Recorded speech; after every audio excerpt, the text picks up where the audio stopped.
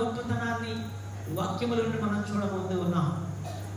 కనుక అందరూ ప్రార్థన చేసుకోవాలి. దేవా, నీ ధర్మశాస్త్రం నందు ఆశ్చర్యమైన సంగతులు చూచేటట్లు నా కన్నులు తెరువయ్యా అని ప్రార్థన చేయాలి. కన్నులు తెరిస్తే సత్యం చూడగలుగుతాం. పచ్చ కావర్లు ఉన్నోడికి లోకమంతా పచ్చగా ఉంటుంది. నువ్వెన్ని చెప్పు.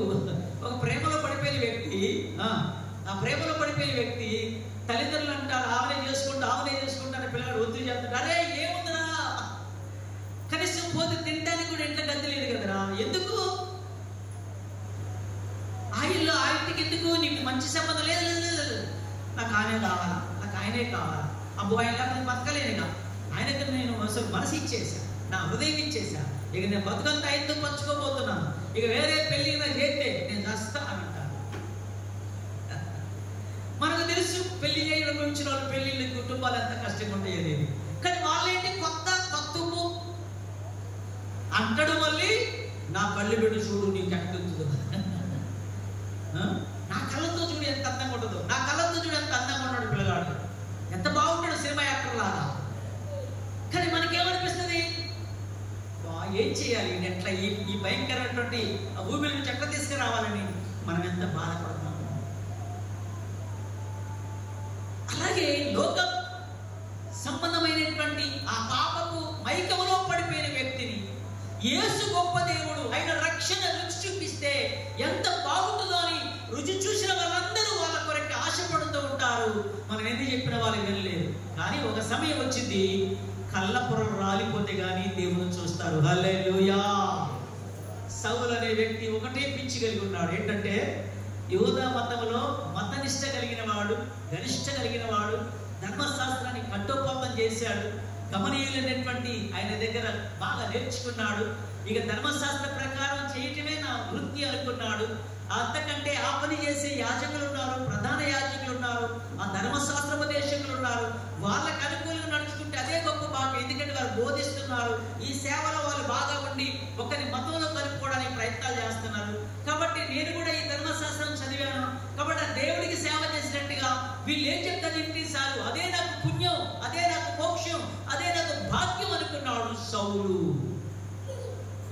ఆ పనిలోనే ఉరవడలు ఉండిపోయి ఒకరిని క్రైస్తవ సమాజాన్ని చిత్రహింసలు పెడుతున్నాడు, అవసరంతో చంపేస్తాడు కూడా చేస్తాడు. ఇక ఆ వృత్తిలో మైకంలో ఉండిపోయాడు. ఎంతమంది చెప్పినా వినిపించుకోవట్లేదు. కానీ సంఘం అంతా ప్రార్థన చేస్తూ ఉంది. సంఘ ప్రార్థన వృధా కాదు. ఏదో ఒక దినమున తప్పకుండా దేవుడు మన ప్రార్థనలు విని ఫలితం ఇస్తాడు. హల్లెలూయా. ఆ రోజు రానే వచ్చింది. దమస్కు మార్గంలో క్రైస్తవులు పోతారట, అటు మీటింగ్లు పోతారట, అక్కడ సేవకు పోతారట, పరిచర్యకు పోతారట అని విని ఇక లాభం లేదు, ఈసారి మాత్రం మొన్న వాళ్ళందరినీ చంపేట, ఇక లాభం లేదు అనుకోని, అరే ఎంత చేస్తున్నా ఇవి వినిపించుకోవట్లేదు అనుకొని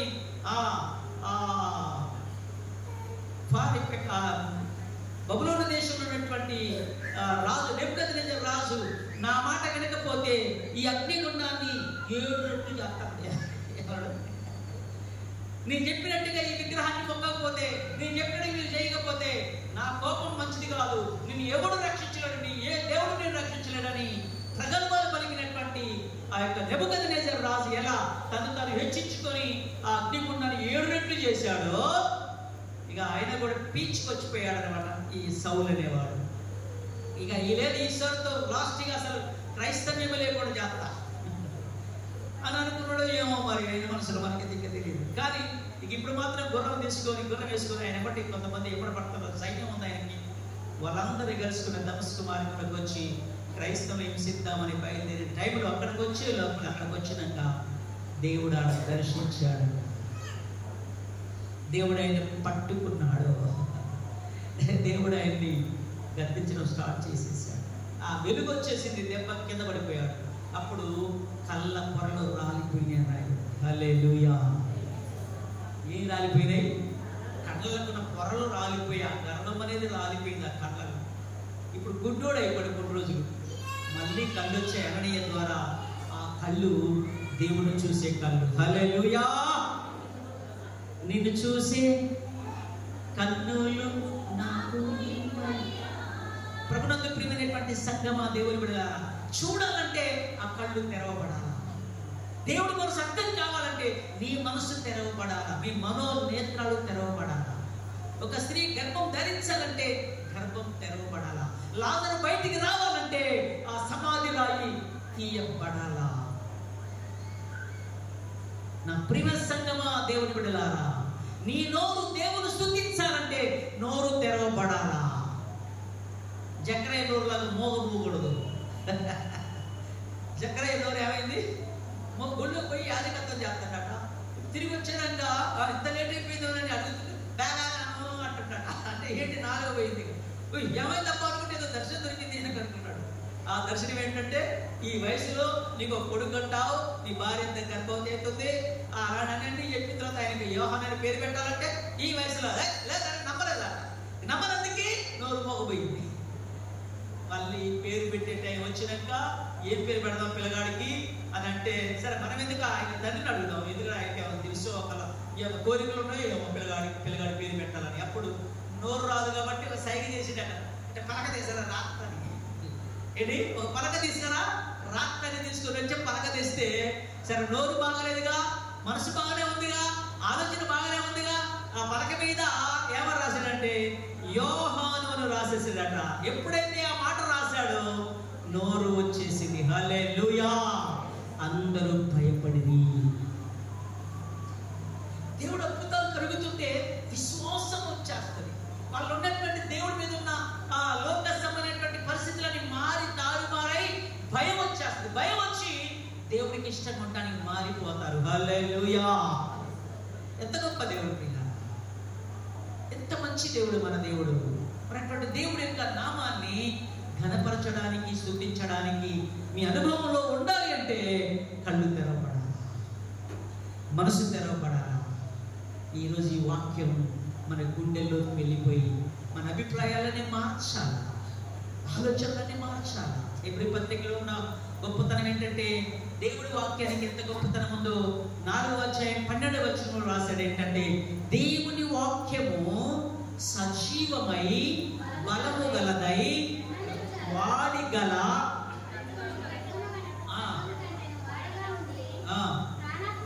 ప్రాణాత్మలను కీళ్లను విభజించినంత బట్టి దూరుచు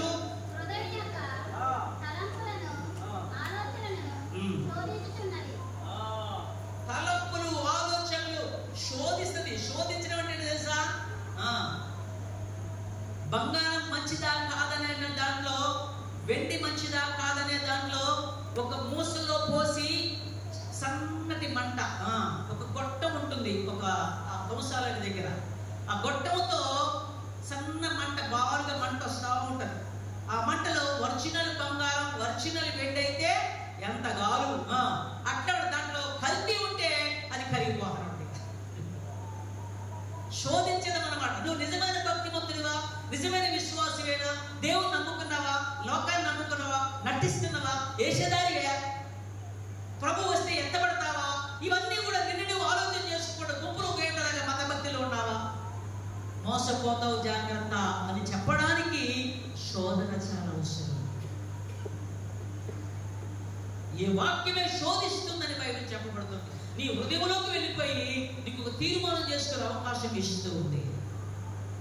కనుక అది సజీవమైన వాక్యం, బలము కలిగిన వాక్యం, శక్తివంతమైన వాక్యం. కనుక ఆశామాషిగా చెప్పేటోడు బలహీనుడు కావచ్చు, అయ్యగారు చాలా శాతకాలు కూడా ముసలోడు అయి ఉండొచ్చు, కానీ వాక్యం మాత్రము బలమైనది. దేవుడి వాక్యము బలమైనది. కాబట్టి అది సేవకుల ద్వారాను, మీటింగ్ల ద్వారాను, ఆరాధన ద్వారాను, ఏదో ఒక రకంగా అది పైకి వస్తున్నప్పుడు, ఉద్భవించబడుతున్నప్పుడు, ప్రకటింపబడుతున్నప్పుడు ఆ వాక్యము దేవుడి వాక్యాన్ని అంగీకరిస్తే మన జీవితాలు ఫలిస్తాయి. దేవుడి కొరకు సాక్షులుగా జీవించడానికి ప్రేరేపణ కలిగిస్తాయి. కనుక వాక్యం అర్థం కావాలంటే కళ్ళు తెరవబడాలి. దేవుడి మాటలు తెలుసుకోవాలంటే మనస్సు తెరవబడాలి. దేవుడి ప్రత్యక్షతను చూడగలిగే కృపలోనికి మనం రావాలి అని నీ ప్రభు బిడ్డ తెలియజేస్తుంది. సరే, మంచిది. ఈరోజు మనం ధ్యానం చేసే అంశము, ఈ ఆదివారాన్ని స్త్రీల ఆదివారం అని బైబిల్ చదివిస్తుంది. స్త్రీల ఆదివారం అంటే ఒక ఆదివారం ప్రత్యేకంగా సంవత్సరంలో ఒక ఆదివారాన్ని స్త్రీల కొరకై కేటాయించడం జరిగింది. ఉపాధ్యాయులకు ఒక దినం ఎట్లా ఉంటుందో ఒక రోజు ఉంటుందో, పిల్లలకు ఒక రోజు ఎలా ఉంటుందో, వృద్ధులకు ఆదివారం అంటే ఎలా ఉంటుందో, యవనస్తులకు ఎలా ఆదివారం ఉంటుందో, సిఎస్ఐ ఒక ఆదివారం ఎలా ఉంటుందో, అట్లనే స్త్రీల గురించి ఒక ప్రత్యేకమైన ఆదివారాన్ని మన సిఎస్ఎస్సి నాడు లిటర్జీ కమిటీ వారు నిర్ణయించారు. అది ఎప్పుడైనా సెప్టెంబర్ నెలలో 2వ ఆదివారము. హల్లెలూయా. సెప్టెంబర్ నెలలో వస్తుంది, అది 2వ ఆదివారము. ఎందుకంటే ఫస్ట్ ఆదివారం ఉపాధ్యాయ దినోత్సవం వస్తుంది, సెప్టెంబర్ 5, 6, 7 ఫస్ట్ వీక్లో ఖచ్చితంగా ఉపాధ్యాయుల ఆదివారం ఉంటుంది. ఇక సెకండ్ వీక్ మాత్రం గ్యారంటీగా ఎప్పుడైనా ఆర్మనికులని పాత అయినా తిరిగి చూడండి, మీ దగ్గర ఉంటే రేపు కొత్తది వచ్చేది కూడా చూడండి. సెప్టెంబర్ 2వ వారం 2వ ఆదివారం వస్తే అది తప్పకుండా స్త్రీల ఆదివారంగా కేటాయించడం జరిగింది. సో ఈ ఆదివారం మనం ధ్యానించే అంశం ఏంటంటే స్త్రీల ఆదివారంలో స్త్రీలు దేవుని పరిచర్య విషయంలో వేడుకగా జరుపుకోవటం. హల్లెలూయా. దేవుని యొక్క పరిచర్య జరుగుతున్నటువంటి స్త్రీల పరిచర్యను సంఘమంతా ఒక పండుగలాగా జరుపుకోవాలి అట. స్త్రీలు చేసే పరిచర్య, స్త్రీలు దేవుడి సేవలో వాడబడుతున్న విధానాన్ని, దేవుడు స్త్రీలను తన చేతిలో సాధనంగా వాడుకుంటున్న విధానాన్ని క్రైస్తవ సంఘము జ్ఞాపకం చేసుకునేటప్పుడట ఒక పండుగలాగా మరి చేయాలి అని బైబిల్ చెప్పబడుతుంది.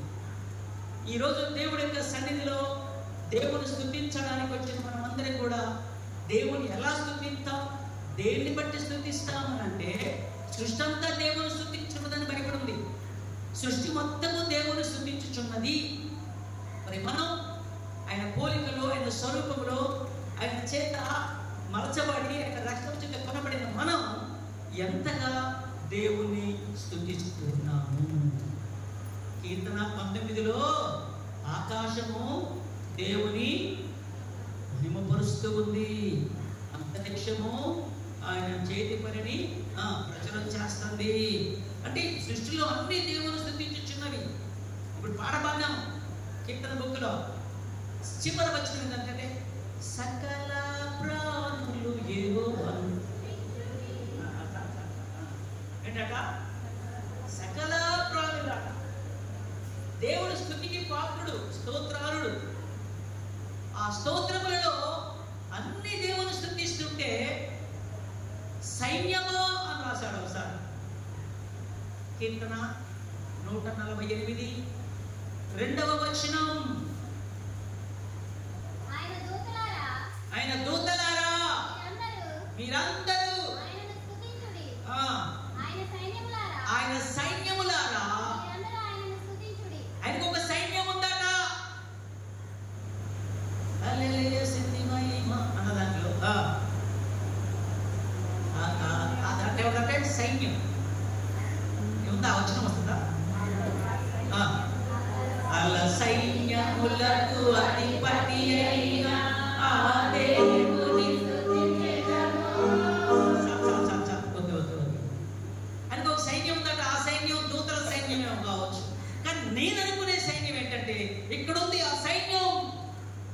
కీర్తనల గ్రంథం 68:10.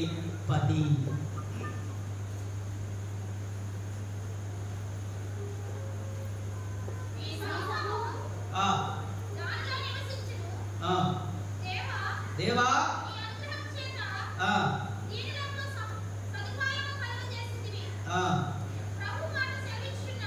ప్రభు మాట సెలవించుచున్నాడు,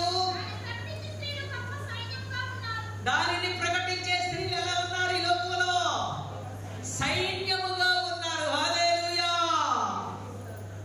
ఏం వాక్యం అంటే మనకి చూడు దేవుడు ఈరోజు.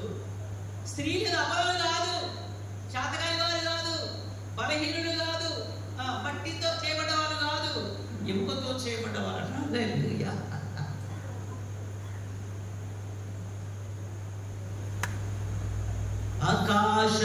ఆకాశవాసులారా యెహోవాను స్తుతించుడి, ఉన్నత స్థలముల నివాసులారా యెహోవాను స్తుతించుడి.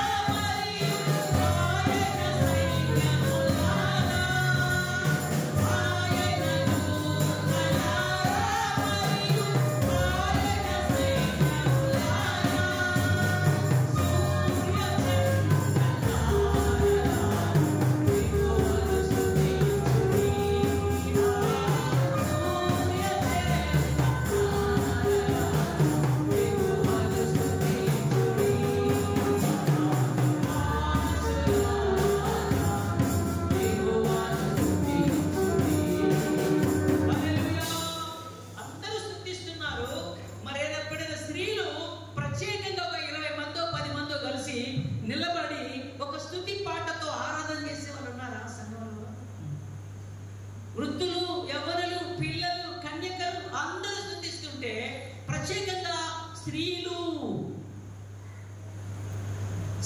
నిలబడి దేవుడు స్తుతించడానికి ఒక ప్రత్యేకమైన సైన్యం వచ్చేసిందా సంఘములో? ఈ స్పెషల్ పడతాయి కానీ నాకు అవకాశం ఏంటంటే నీ ఏం సరే సార్ ఏంటి అంటే కోపమే కాదు వాళ్ళ మీద, వాళ్ళు నాకేం బాగేం కాదు, నువ్వు ఒక్కదానివి కాదు, ఒక సైన్యం. ఐగుప్తు నుండి బయలుదేరిన ఇశ్రాయేలుకి ఎర్ర సముద్రం మోషే కోసం తెరవబల్లా, సిప్పోరా కోసం తెరవబల్లా, మోషే అక్క అయినటువంటి అయినటువంటి ఆ యొక్క మిరియాము కోసం తెరవబల్లా, ఇశ్రాయేలు సైన్యం కోసం ఎర్ర సముద్రం వెళ్ళాడు. మన సైన్యం వల్లే బయలుదేరారని బైబిల్ చెప్పబడుతుంది. ఆ సైన్యం కంటే ఈ భూమి మీద ఒక దేవుడు ఏర్పాటు చేసిన ఒక సైన్యం ఉంది. ఆ సైన్యం కీర్తనకారుడు 48లో రాశాడు, భూమి మీద సువార్తను ప్రకటించే వాళ్ళు గొప్ప సైన్యం. ఆ స్త్రీలు ఈనాడు సంఘాలలో సైన్యంగా ఉంటారా? ఒక స్త్రీ మీద ఒక స్త్రీ, ఒక స్త్రీ మీద ఒక స్త్రీలు ఆ మనస్పర్ధలు పెట్టుకొని, మన సాయాసాలు మనసులో పెట్టుకొని, ఒకరికొకరు నిందించుకుంటూ, ఒకరికొకరు తగ్గించుకుంటూ, ఒకరి పట్ల ఒకరికి ఆయాసం తలపులతో ఉంటే ఎప్పుడు దేవుడి కార్యాలు జరుగుతాయి. ఫిలిప్పీ పత్రికలో 4వ అధ్యాయంలో 1వ వచనంలో పరిశుద్ధాత్మ దేవుడు పౌలుతో మాట్లాడుతూ పౌలు ద్వారా ఒక సత్యాన్ని మనకు తెలియజేస్తా ఉంటాడు. ఏమంటాడంటే ఫిలిప్పీ పత్రిక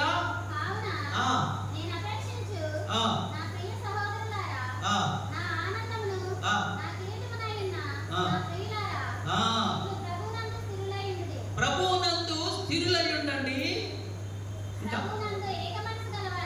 ప్రభువునందు ఏక మనసు గలవారై ఉండండి. ప్రభువునందు స్థిరంగా ఉండాలి.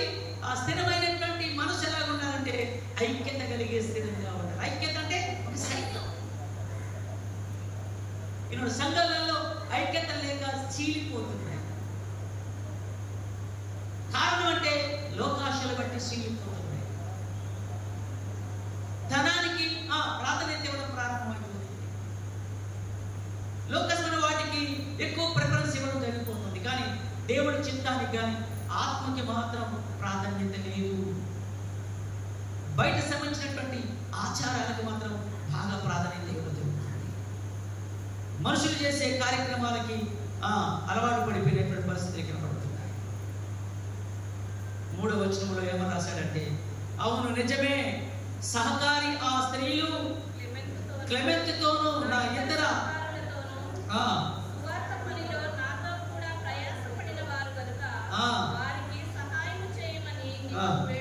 ఒక ఇద్దరి పేర్లు రాశాడట. సహాయం చేయమని మిమ్మల్ని వేడుకుంటున్నాను.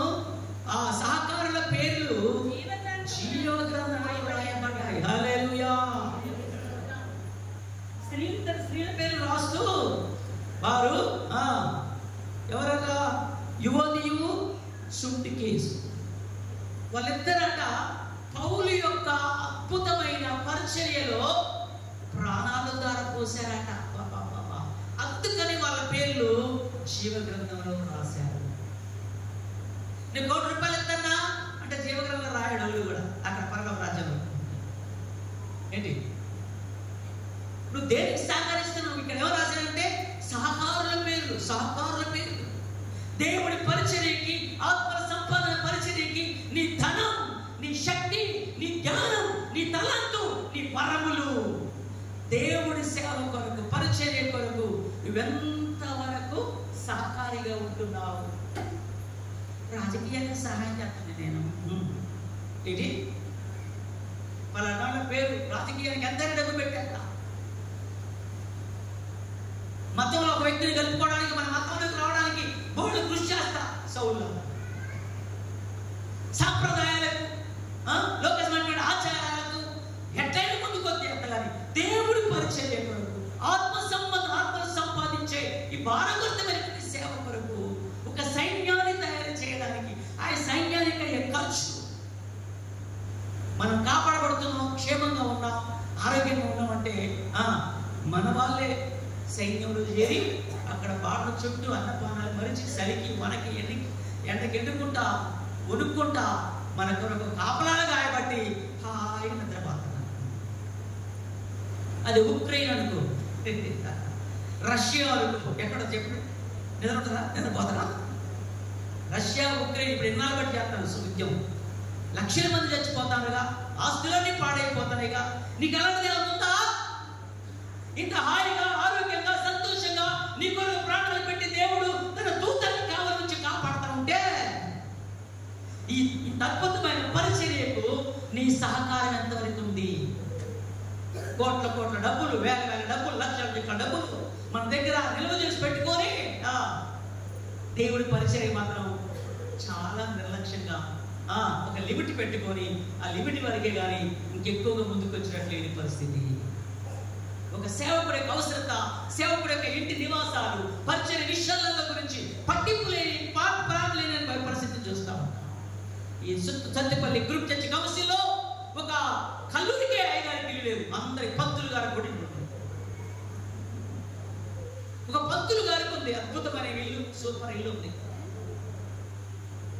చుట్టూ పాములు, తేళ్లు, కప్పలు. సేవ పరిచర్య జరగడానికి నీ వంతు సహకారం ఏమైనా ఉందా? ఏం చేసామని మన పేర్లాట చేయమంటారు కదా. దేవుడి కోసం చేస్తే కదా పేర్లు రాయడం. వీళ్ళు సహకరించారట వీళ్ళ పేర్లు. దేవుడి వాక్యాలు ఎంత అద్భుతమైన మాటలండి. ఇది పౌలు చేత వాళ్ళు ప్రశంసింపబడుతున్న అద్భుతమైన ఘటన బైబిల్లో ఉంది. వాళ్ళ పేరు, ఇద్దరు పేరు. దేవుడి కోసం ఏం చేసామని ఒక సాధారణమైన స్త్రీ అయినటువంటి ఒక స్త్రీ ఇశ్రాయేలు ప్రజల కొరకై నేను న్యాయం తీరుస్తానని ముందుకు వచ్చింది. ఆమె దెబోరా. మగోళ్ళు లేరా? ఉన్నది గోళ్ళ మంది. లప్పి దోతు భార్య అంటారు. మగోడు భర్తనుడు అయినా కానీ ఆయనకు అంత కృపావరం లేదేమో. దేవుడి పరిచర్యలో, దేవుడి సేవలో, ఆత్మలు విమోచించేటువంటి పరిస్థితుల్లో, బంధకాల నుంచి విమోచించే ఈ సేవలో స్త్రీలు వాడబడటం ఎంత ధన్యత, ఎంత అద్భుతమైన పని. 5 గ్రంథాలలో స్త్రీలకి విలువ లేదు. కాలి కింద చెప్పులాగా స్త్రీలు వాడుతుంది. అలా రాసుకున్నారు వాళ్ళ గ్రంథాలలో. 5 మగోళ్ళకి ఒక పిల్లం, 5 మగోళ్ళకి ఎంత దారుణంగా అట్లా ఈ స్త్రీగా పెళ్లి చేసుకునే అవకాశం లేదుగా. ఆడబడతాడు. ఇక 5 వస్తాడు ఆయన ఆమె దగ్గర. నాకు మంచి దేవుడు అంటాడు, మాకు అన్నం వండి పెట్టాడు, మన కాళ్ళు తోడు అంటాడు. ఎక్కడ చేస్తుంది ఒక్కది. ఇది గ్రంథం. మరి దీని అందరూ మాట్లాడకూడదు జాగ్రత్త. కానీ చర్చి వచ్చిన తర్వాత, బైబిల్ వచ్చిన తర్వాత, మిషనరీలు వచ్చిన తర్వాత ప్రతి స్త్రీ దేవుడి స్వరూపం. హల్లెలూయా. ఆమెకు ఒక స్వేచ్ఛ ఉంది. దేవుడు వారిని కూడా ప్రత్యేకంగా ప్రేమిస్తున్నాడు. సృష్టి క్రమంలో ఒక ముద్ర ఇచ్చినట్టుగా ముద్రలేలా నిన్ను నన్ను దేవుడు తన స్వరూపములో చేతులతో చేసుకున్నాడు స్త్రీని. కీర్తన గ్రంథం మన మొదటి అధ్యాయం ఆదికాండంలో స్త్రీని గాను పురుషుని గాను 26వ వచనం ఏమందంటే, దేవుడు తన స్వరూపమందు మన పోలిక చొప్పున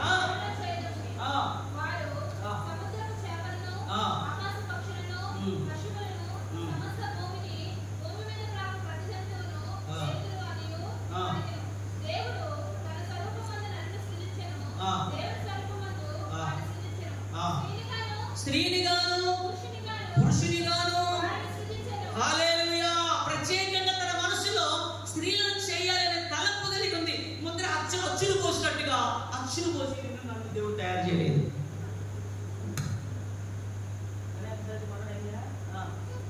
ఎక్కడైతే అచ్చు పోసారు వాడికి. ఈ తొండం వాళ్ళ ఇంట్లో పెట్టిన బొమ్మకి ఎంత ఉందో ఇక్కడ పెట్టిన బొమ్మకి అంతే. చెవులు ఎంతలా ఉండేవో అక్కడ అంతలా ఉంటుంది. అంటే ఒక అచ్చు పోసి బొమ్మలు తయారు చేసి దేవుడిని ఊరేగింపు చేసేటువంటి పరిస్థితులలో తేడా ఉండదు. ఒక అచ్చు మీద ఒక 100 బోతలు 500 బోతలు, ఇంకొక అచ్చు మీద ఇంకొక 500 బోతలు. సైజులను బట్టి అచ్చులు తయారు చేసి ఆ అచ్చులను మొత్తేసి తమ్ముకుంటా ఉంటాడు. అక్కడ లేని దేవుడు ఇక్కడ తీసుకొచ్చినాక అది రేపు కూర్చోబెట్టమనంగా సంచిలు వేసుకుని వచ్చేటప్పుడు దేవుడు కాదు, కొనుక్కునేటప్పుడు దేవుడు కాదు, ఆ మూలగా పెట్టినప్పుడు దేవుడు కాదు. తెల్లవారినాక తానాలు చేసుకొని అందరూ వచ్చేసి తీసుకొచ్చి స్టేజ్ మీద పెడితే దేవుడు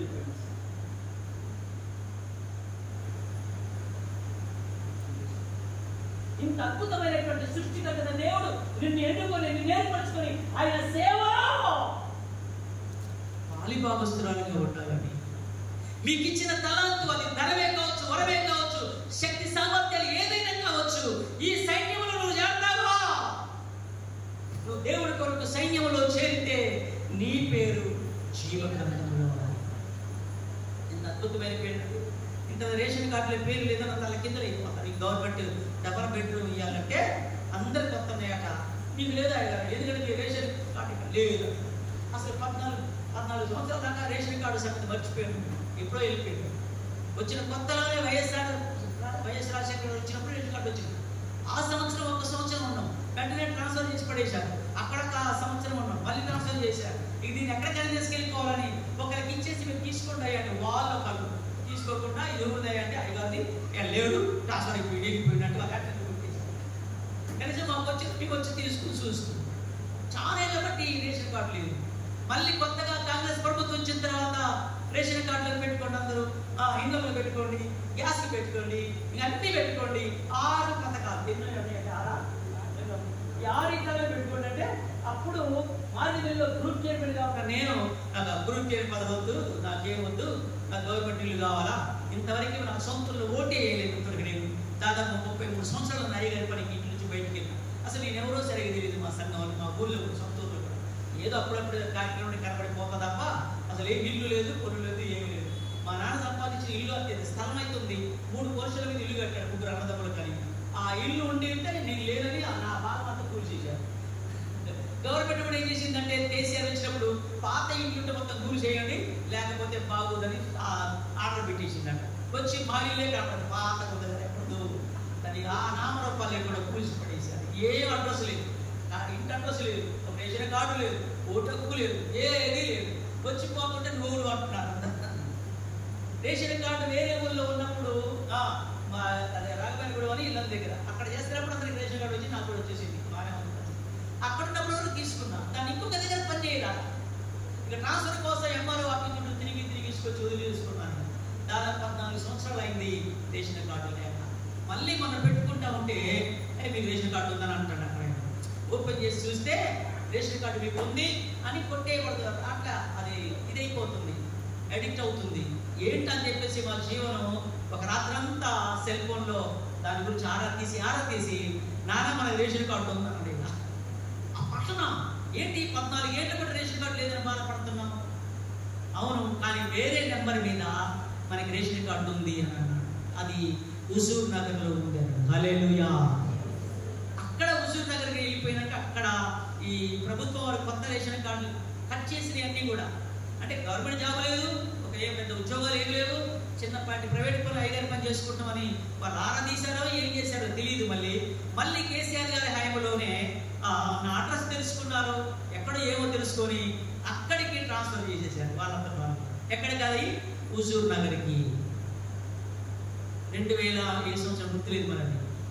అక్కడ ఉందన్నమాట. ఇప్పుడు మొన్న కార్డులన్నీ వెరిఫై చేస్తున్నప్పుడు చూస్తే పెట్టుకుంటూ రావట్లేదని చూస్తే అది హుజూర్ నగర్లో ఉన్నట్టుగా తెలిసింది. మొన్న నుండే తీసుకుంటున్నాం. ఎక్కడైనా తీసుకోవచ్చండి ఇప్పుడు. హల్లెలూయా. ఎక్కడైనా తీసుకోవచ్చు అంటారు. కాబట్టి పేరు లేకపోతే ఏ పథకం రాదు. మరి పరలోకం యొక్క ఆశీర్వాదాలు, పరుడు యొక్క కృపావరాలు, పరుడు యొక్క మేలులు, పరుడు యొక్క ప్రత్యక్షతలు నీకు కావాలంటే దేవుడి గ్రంథంలో నీ పేరు ఉండగలిగేటట్టుగా మనం చేయాలి. యేసు ప్రభు శిష్యులు పంపించేసి ఇదిగో వెళ్ళండి, నా నామం పేరు పెట్టి దేవాలయాలు కొట్టండి, అద్భుతాలు చేయండి, చచ్చిపోయిన లేపండి అని చెప్పేసి శిష్యులు పంపించేశాడు. ఆ శిష్యులు వెళ్ళిపోయి సువార్త పని చేసుకుంటా వాళ్ళు తిరిగి వచ్చేసారు. ఏంటి ఆయన అంటే భలే సంతోషంగా ఉంది సేవ. ఇంతమంది ఏమో భయం అయింది, కానీ ఇప్పుడు పోతుంటే అందరు ప్రార్థన చేయించుకోవడం మమ్మల్ని రమ్మంటున్నారు, రోగుల మీద చేయి పెడతారు. వెంటనే రోగులు పోతున్నాయి. అబ్బా ఈ భలే ఉందిగా ఇది అనిపించింది నాకు. తర్వాత దెయ్యాలు వెళ్ళిపోతున్నాయి, ఇంకెంతకు మించింది ఏముంది నాకు. అట్లా అంటుంటే వచ్చి దేవుడి దగ్గరికి చెప్తా ఉన్నారు, భలే సంతోషంగా ఉంది ఈ సేవ అంటున్నారు. అని ప్రభు ఒక మాట అన్నాడు. ఇది తెలిసి లూకాసు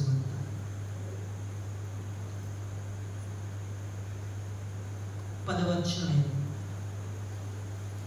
17వ వచనం నుండి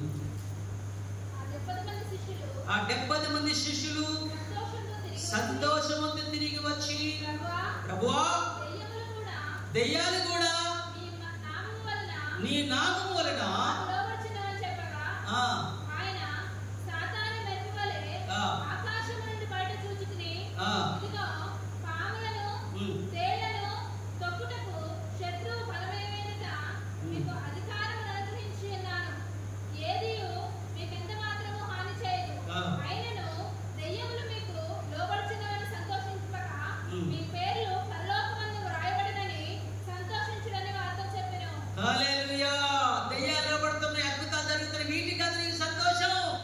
మీ పేర్లు పరలోకములో జీవ గ్రంథములో రాయబడి ఉన్నాయని సంతోషం. అది ఎవరు తీసేయలేదు.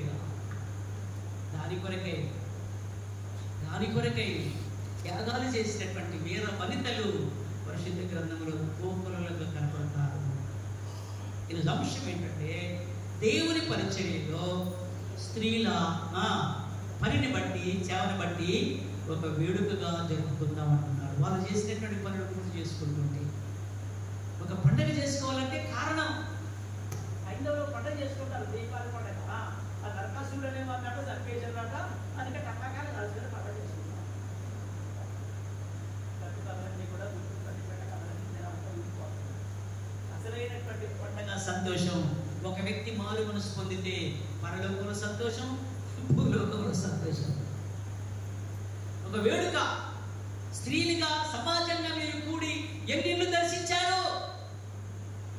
ఐకమత్యంగా ఉండి ఉపవాస ప్రార్థనకు వచ్చి ఎన్ని కుటుంబాలు ప్రార్థనలు నడిపించి వాళ్ళ కన్నీరు తుడిచారు. ఒక సైన్యంగా ఉందా మన సంఘం? ఒకరు రారాయి, ఒకరు ముందుకు వెళ్ళిపోతే ఇంకొకరు లాగుతా ఉన్నారా? సంవత్సరానికి ఒకసారి జరిగే స్త్రీల మధ్య పండుగ, ఆ పండుగ పేరు మీద చాలా సార్లు వెనకంజ వేయడం జరుగుతూ ఉన్నది. ఈరోజు దేవుడి కార్యాలు జరగాలి అంటే సైన్యం కావాలి. సైన్యాన్ని బట్టి అద్భుతంగా 70 మంది అట్లా శిష్యులు. ఎంతమంది? ఒక్కరు చూసి ఒకరికి ఉత్సాహం కలుగుతుంది. ఒక్కడే గుడికి రాలని రాబోదిగా నలుగురికి వస్తాయి. ఒక స్వార్థ సేవ దండయాత్ర చేయడానికి ఒక్కరినైతే ఇబ్బంది పెడతారు. ఇద్దరు ఒక 100 మంది 200 మంది బయలుదేరండి, ఏ జాతర చూద్దాం అన్నట్టు. అంటే గొప్ప విషయాలు కాదు, పగలు పొందాల విషయంలో కాదు. అదొక ప్రేమతో కూడినటువంటి ఐక్యత, ఆత్మను సంపాదించాలనే గురి, అది మన జీవితంలో ఉంటుంటే ఎంత బాగుంటుంది. ఈ లోకంలో నిజమైన సంతోషం ఆయన సేవ చేస్తూ ఉంటేనే సంతోషం. సంతోషం ఎక్కడ ఉందని మెచ్చట నాకు దొరికేనని, సంతోషం ఎక్కడ ఉందని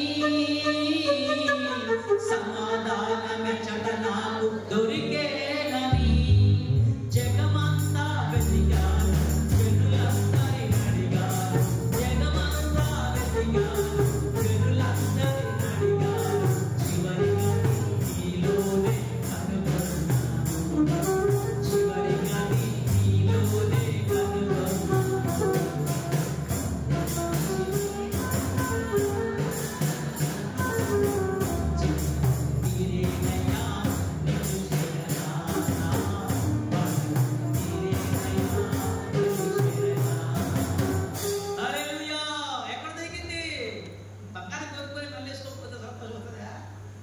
మంచి బిర్యానీ అనుకో తినుకుంటూ సంతోషం వస్తుందా? ఒకసారి అడవి ప్రాంతాల్లో జీవిస్తున్నటువంటి ప్రజల మధ్యకు ఒక జర్నలిస్టు వెళ్ళాడట. వెళ్ళి వాళ్ళని అడుగుతున్నాడు. సముద్ర తీరాన్ని ఉంటున్నారు, అడవికి వెళ్తున్నారు, వీళ్ళందరూ ఉంటే ఒక ఆయన పట్టుకొని, నీకు ఎక్కడ సంతోషం వస్తుంది? వేటాడటానికి బాణాలు గీనాలు పెట్టుకొని పోతావు కదా, దుప్పులు మేళ్ళు దొరికినప్పుడు సంతోషం వస్తుందా అడుగుతున్నాడు. చేపల పట్టణకి వెళ్తే చేపలు బాగా పడుతుంటే నీకు సంతోషం వస్తుందా అని అడుగుతున్నాడు. వాళ్ళు సంతోషం వస్తుందని చెప్పుకుంటొచ్చేమో, కానీ బైబిల్లో ఒక వ్యక్తిని ఇలాగే అడిగి ఉంటారు. పంటలు పండాయి, ధనం వచ్చింది, ఉద్యోగం వచ్చింది, ఆస్తి వచ్చింది, ఐశ్వర్యం వచ్చింది, అన్నీ బాగున్నాయి, ఇక నాకు సంతోషం ఉంటుందా అని ఆయన అడుగుతుంటే ఆయన అన్నాడు, ఒక మాట అన్నాడు. కీర్తన దావీదు 4వ అధ్యాయం కీర్తన 4.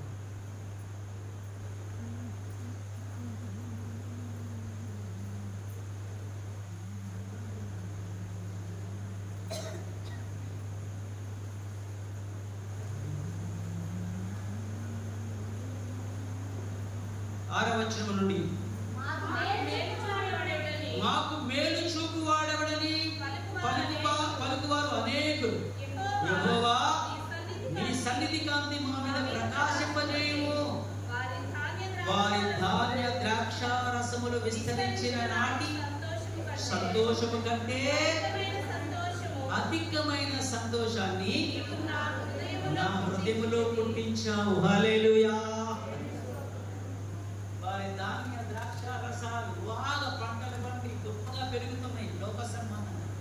ఆ సంతోషం కంటే నా గుండెల్లో నిన్ను కూర్చిన సంతోషం పెట్టావు నాకు సాక్ష్యం ఇస్తున్నాడు. అలాంటి వాళ్ళు దేవుడి సేవ చేయడానికి, దేవుడి పని చేయడానికి, పరిచర్యలో సహకారులుగా ఉండడానికి ఒక బృందం లాగా, ఒక సైన్యం లాగా, ఒక సమాజాన్ని దేవుడి కొరకు మలుపు తిప్పే వాళ్ళ గుంపులో చేరడానికి బృందాలు కావాలి. ఒక సైన్యం తయారు చేయాలి. ఎట్లా చేస్తారు చెప్పండి? ఒక సైన్యం అంతా వెళ్ళిపోతే కార్గిల్ యుద్ధంలో ఒక్కడమే యుద్ధం చేస్తే శాస్త్రొచ్చింది ఏమన్నా? లేదు. సైన్యం వెళ్ళేది కాబట్టి శత్రులందరూ కూడా మట్టి పెట్టగలిగారు. చాలా మంది ఉంటే సాతాను భయపడతాడు. ఒక తర్వాత ఒకళ్ళు ప్రభు కొరకు నిలబడటానికి ముందుకు రావాలి. కాబట్టి దుష్టుడు లోకంలో చలామణి అవుతున్నాడు. యవనస్తులు పాడు చేస్తున్నాడు. ప్రేమలో పడిపోయి, చదువులని వెనకబడిపోయి, డ్రగ్స్కి అలవాటు అయిపోయి, చెడు వ్యసనాలకు బానిసలు అయిపోయి, సెల్ ఫోన్కి అడిక్ట్ అయిపోయి, దేనికి సెల్ ఫోన్లోకి అడిక్ట్ అయిపోయి, ఇక లోకాశలకు పడిపోయి, దేవాలయమే చర్చియే పూర్తిగా దూరం చేసుకొని లోకాశల్లో మునిగిపోతున్న సమాజం. దీన్ని నాయగారు అప్పుడు ఆదివారం ప్రసంగం చేసి ఆడాబుడి చేసి ఉరుకులు పెడితే అయింది పని ఏమన్నా? నో. 10 మంది కావాలి, 20 మంది కావాలి, ఒక సైన్యం కావాలి. అందుకని దానిని ప్రకటించు స్త్రీలు ఈరోజు మన CSI లెక్క చూస్తే 200 కుటుంబాలు అంటాం లెక్కకి. అంటే సార్ 150 వేసుకోండి, 150 వేసుకోండి సార్. 150లో కనీసం ఒక 75 మంది స్త్రీలు. ఇది ఎంత ఉడగడతానో చూడండి మీరే. రూల్ అయితే ఒప్పుకోరు. మా ఇల్లు ఓపెనింగ్ చేసిన 1 గంట ఇల్లు ఓపెనింగ్లో మా మనవరాలి యొక్క హాఫ్ శారీ కోనీల ఫంక్షన్ చేశారు సింపుల్గా. ఇక తక్కువ పని కూడా కాలేదులే కానీ ఇక 2 కలిసి వస్తాయని ఏదో చిన్న కార్యక్రమం చేశా. మీకు ఎవరికి చెప్పలేదు, మమ్మల్ని క్షమించాలి. వాతావరణం బాగలేదు కాబట్టి, పరిస్థితి కూడా నాకు కూడా బాగలేదు, ఆర్థికంగా చాలా చిక్కిపోయా. పిలిస్తే మరి అక్కడ పెట్టుకున్న దమ్ము ధైర్యం నాకు లేదు. సో అది కూడా ఆలోచించుకోవాలిగా. కాబట్టి ఆ ఉద్దేశంతో సింపుల్గా పెట్టుకున్నాను. ఆ టైంలో మరి అక్కడ స్థానికంగా ఒక చర్చి ఉంది. అది చాలా 5వ గ్రామం. యేసు ప్రభు పేరు చెప్తే ఒప్పుకోరు అసలు. అయ్యగారులు క్యాసెట్ చేసుకుని అక్కడికి వెళ్ళారు సువార్త కోసం అని.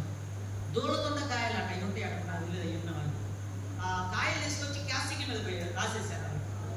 బయట ఒకటి పెంట తీసి క్యాసెట్ మీద తీసేసి డ్రెస్ మీద అయ్యగారి క్యాసెట్ల మీద. తర్వాత పిచ్చి పిచ్చి బూతులు మాట్లాడడం. ఇక ఊరు రావడం బంద్ చేశారు. జనం అంతా ఎవరు రాలేగా, ఎవరు రాక.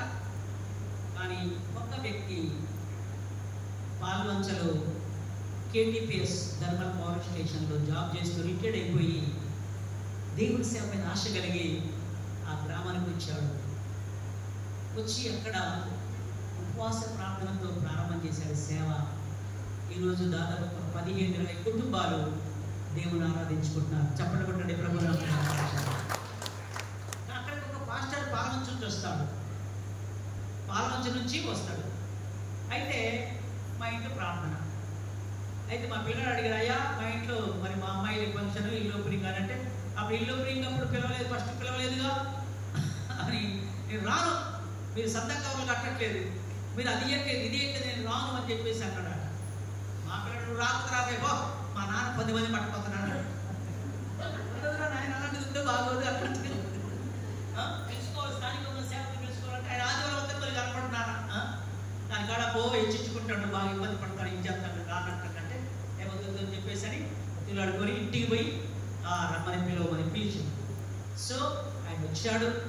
పంతులు అంటే వాళ్ళ క్యాసెట్లు ఉండవులే, మామూలుగా ఇండిపెండెంట్ పాస్టర్గా ఆయన రానని ఫస్ట్ మన గురం పెట్టాడు. నా కానుకలు మీరు ఇవ్వట్లేదు, నాకు అదగా అది ఇవ్వట్లేదు, ఇది ఇవ్వట్లేదు అని చెప్పేసి ఆయన చాలా మానసిక ఇబ్బంది పెట్టాడు. అయినా పర్వాలేదు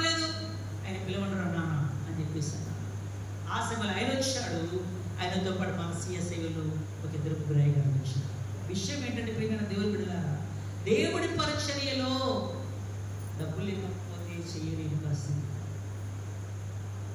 సహకరించకపోతే ముందుకు రాలేని పరిస్థితి. ఈనాడు సంఘాలలో పరిస్థితి కూడా అలాగే ఉంటున్నాయి. అవసరాలు ఎక్కువ పెరిగిపోయినాయి, ఖర్చులు ఎక్కువ పెరిగిపోయినాయి, సేవ పట్ల బాధ్యతలు తక్కువైపోతున్నాయి. కాబట్టి ఇటువంటి పరిస్థితిలో మనం ఎంత ఎక్కువగా దేవుడి కొరకు త్యాగాలతో ముందుకు వస్తామో అప్పుడు మన పేర్లు దెబోరా ఒక స్త్రీలలో అయితే దేవుడు దెబోరా ద్వారా ఇశ్రాయేలులకి ఒక విజయాన్ని ఇచ్చేశాడు. కానీ ఆ విజయము బారాకు వల్ల రాదు. ఒక స్త్రీ చేతికి ఈరోజు శిష్యులను అప్పగించబోతున్నాడు దేవుడు. అని ప్రవక్త, ఒక న్యాయాధిపతి, ఒక ప్రవక్త, ఒక కుటుంబ బాధ్యత కలిగిన భార్య, ఎన్నో ఆధిక్యతలు ఉన్నప్పటికీ ఆ వృక్షము కింద కూర్చొని ఇశ్రాయేలు ప్రజలందరికీ న్యాయం తీర్చేటువంటి ఒక గొప్ప బాధ్యత గల స్త్రీగా బైబిల్లో చూస్తూ ఉన్నాం. రేపు జరగబోయే సంగతి చెప్పడానికి ఆమెను పరిశుద్ధాత్మతో అభిషేకించి ప్రవక్తినిగా దేవుడు ఆమెను అభిషేకం చేసినట్టు వాక్యం చూస్తాం. ప్రవక్తగా ఉంది, ఒక ధైర్యశాలిగా ఉంది, న్యాయాన్ని ప్రజలకు అందజేసే తీర్పరిగా, వకీలుగా, ఒక జడ్జిగా, మరి పీఠ మీద కూర్చొని ఇశ్రాయేలు 12 గోత్రాలకు తీర్పు తీర్చేటువంటి తీర్పరిగా కనపడతా ఉంది. బాలకు వచ్చి నువ్వు వస్తేనే నీ యుద్ధానికి వెళ్తా, నా వల్ల కాదు, నేను వెళ్ళలేను, నేనెందుకు నువ్వు వెళ్ళు అని అంటాడు. లేదు, నువ్వు వస్తేనే. ఇదే మాట బైబిల్ ఇంకొక ఆయన అన్నాడు. ఎవరు తెలుసా? మోషే. ఎవరన్నారు? ఇశ్రాయేలుతో నువ్వు వెళ్ళాయా, వాళ్ళు నడిపించేవాడు కింద ఇసుక చేస్తారు, నువ్వు వెళ్ళిపోయి వాళ్ళు నడిపిపో అన్నట్టు. లేదు, నేను పోనయ్యా, వాళ్ళు నన్ను పేక తింటున్నారు, నీళ్ళు లేవని పేక తింటున్నారు, అన్నం లేదని అంటున్నారు, అది లేదు, నువ్వు వస్తేనే అసలు కదలేను అంటే అప్పుడు అంటాడు, ఓకే నా సన్నిధి నీకు 33 ఉంటుంది ఆ విషయాన్ని.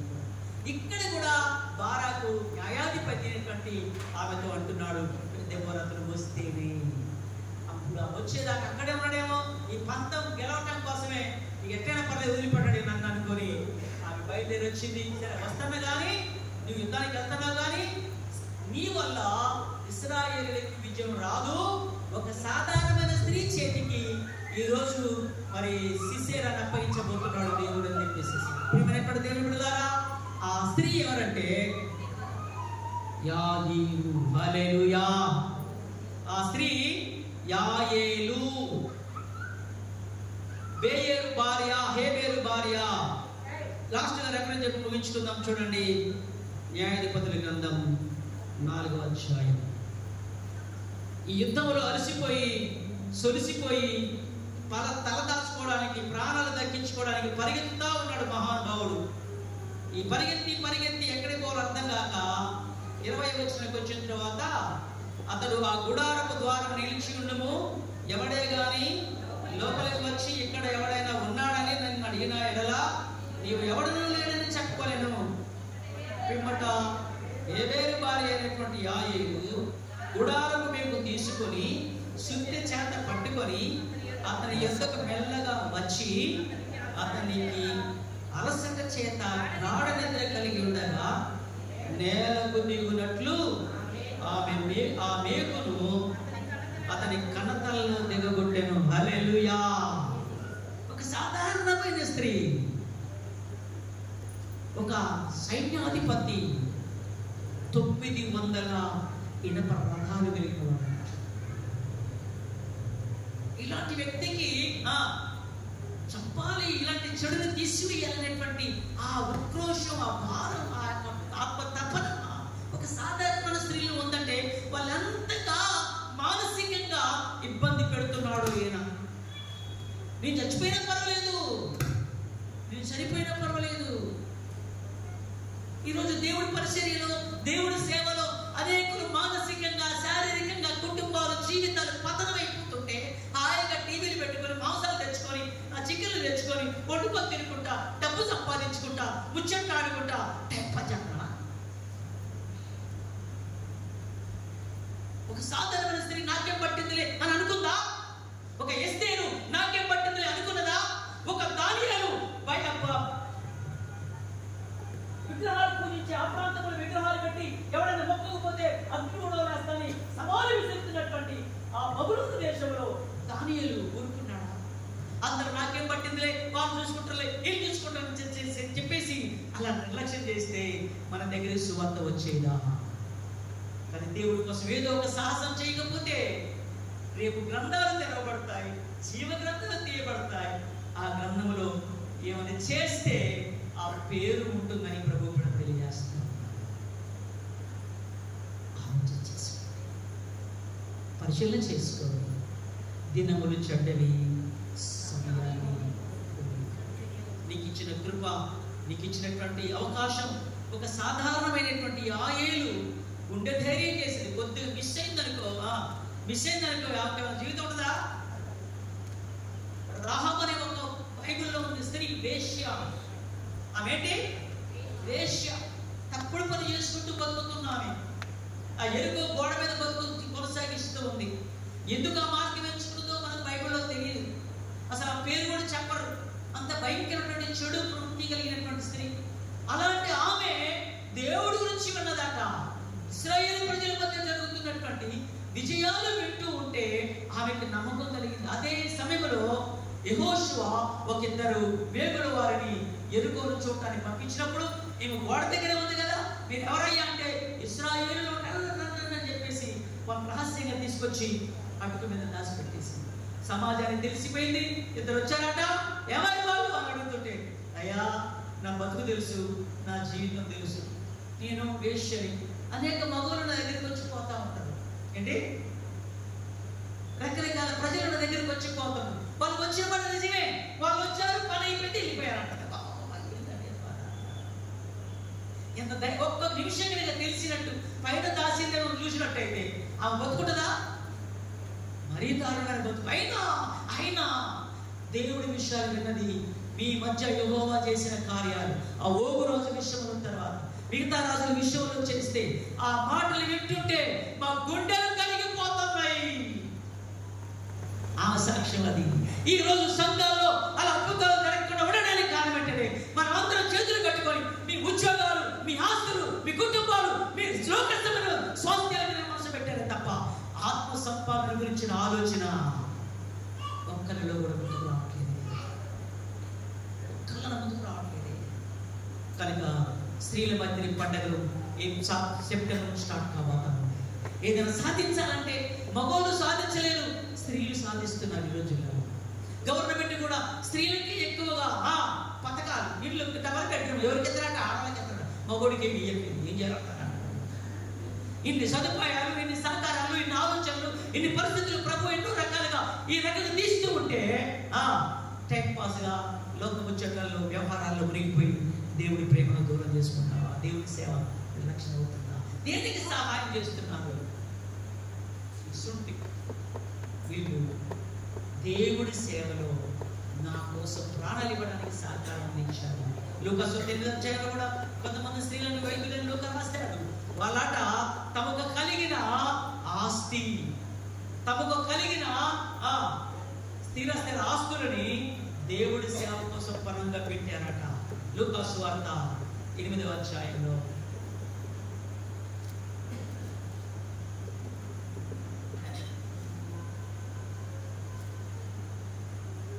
3వ వచనం, వీరును ఇతరులు అనేకులను తమకు కలిగిన ఆస్తితో ప్రజల కాట ఉపచారము చేయొచ్చు వచ్చును. నీ సేవ, నీ నీ యొక్క డబ్బులు, నీ శక్తి, నీ కృపవరం దేవుడి కొరకు ఉపయోగపడుతుందా? ఆత్మ సంపాదన కోసం ఉపయోగపడుతుందా? నీ వంతుగా నీవేమైనా సాయం చేయగలుగుతున్నావా? ఒక ఆత్మ సంపాదించడానికి ఒక ప్రణాళిక వేసుకుని ముందుకు వెళ్ళేటట్టు ఏమైనా చేద్దామా? 4 గోడల మధ్య జరిగే ఈ సేవకు మాత్రమే కాదు మనం సహకారం అందించేది. ఈ సేవ 4 గోడలు దాటాలా, పరిధి దాటాలా, ఇంక ఇతర ప్రాంతాలకు వెళ్ళాలి అంటే అది ఫలించడానికి మనమందరం కలిసి గట్టిగా సైన్యం అని బయలుదేరాలి. కావాలా? సైన్యంగా ఓ క్రైస్తవుడా, ఓ సైనికుడా అనే పాట ఉంది బైబిల్లో, మంచి మాట. ఓ సైనికుడా, క్రైస్తవుడా, సైనికుడా, కథం తొక్కు, విశ్వాస కవచము ధరించుచు ఆ రాజు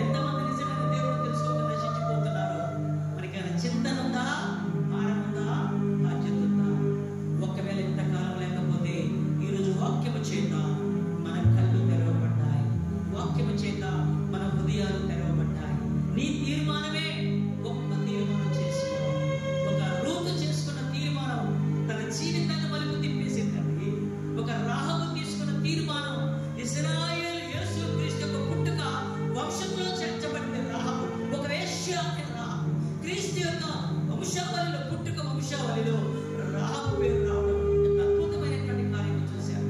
జీవ గ్రంథములో పేర్లు ఆలోచన చేసుకోండి. ప్రేమగల మా తండ్రి, సర్వశక్తిమంతుల గొప్ప దేవుడా, మీ పాదాల వందనాలు, నీ ఘనమైన నామానికి స్తోత్రాలయ్యా.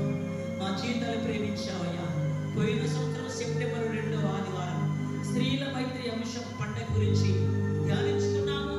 మళ్ళీ సంవత్సరం ఈ సెప్టెంబర్ 2వ ఆదివారంలోకి ప్రవేశపెట్టారు. మళ్ళీ స్త్రీల గురించినటువంటి అయా తండ్రి ఉజ్జీవకరమైన మాటలు మా మనసులోకి తీసుకొచ్చారు.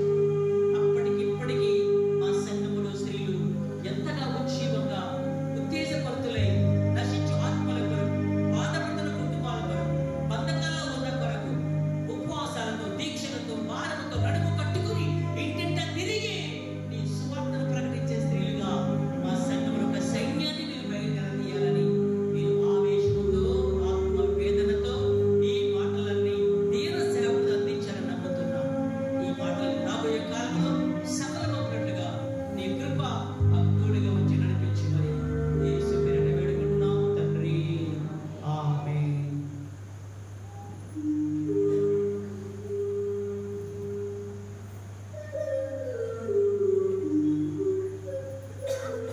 ఒకసారి సంఘమంతా కూడా లేచి నిలబడి అపోస్తలుల యొక్క విశ్వాస ప్రమాణ సూత్రం అందరం కలిసి చెప్పుకుందాం.